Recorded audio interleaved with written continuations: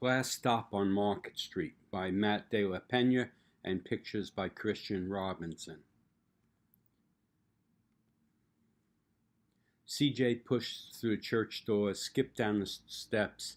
The outside air smelled like freedom, but it also smelled like rain, which freckled CJ's shirt and dripped down his nose.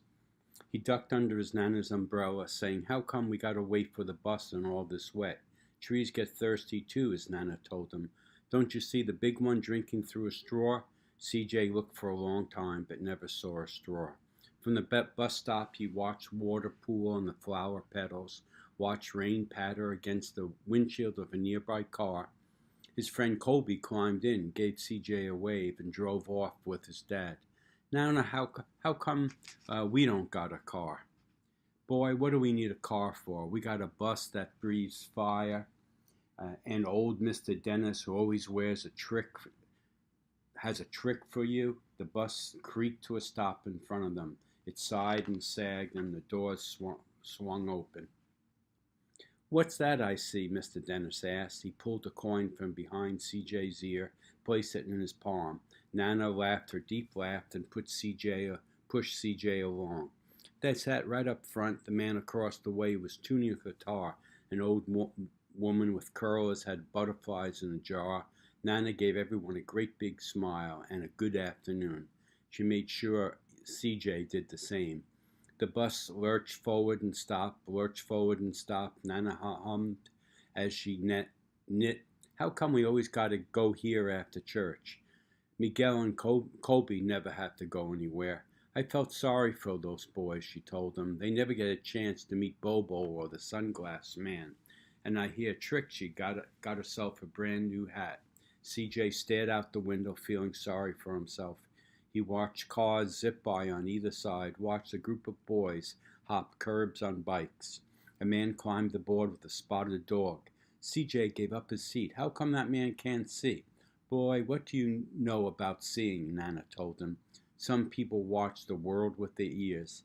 "That's a fact. Their noses, too," the man said, sniffing at the air. "That's a mighty fine perfume you're wearing today, ma'am." Nana squeezed the man's hand and laughed her deep laugh.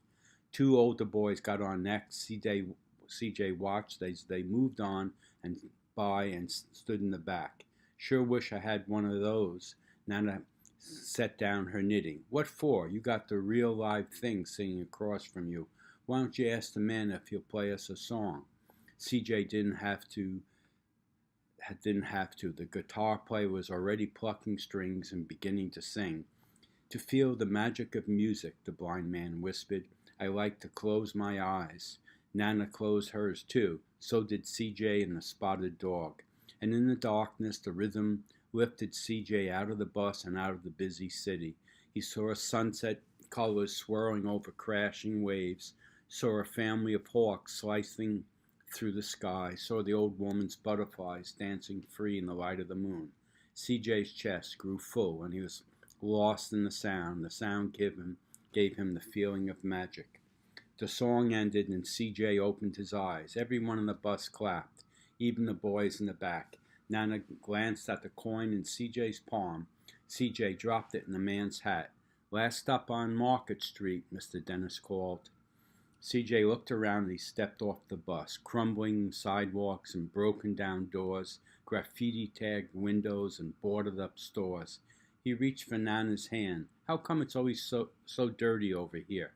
She smiled and pointed to the sky. "Sometimes when you're surrounded by dirt, CJ, you're a better witness for what's beautiful." CJ saw the perfect rainbow arching over the soup kitchen. He wondered how his Nana always found beautiful where he never even thought to look. He looked all around him again, at the bus rounding the corner of the site, and the broken street lamps still lit up bright, and the stray cat shadows moving across the wall. When he spotted their familiar faces in the window, he said, "I'm glad we came." He thought his Nana might laugh, her deep laugh, but she didn't. She patted him on the head and told him, "Me too, CJ. Now come on." And that's the end.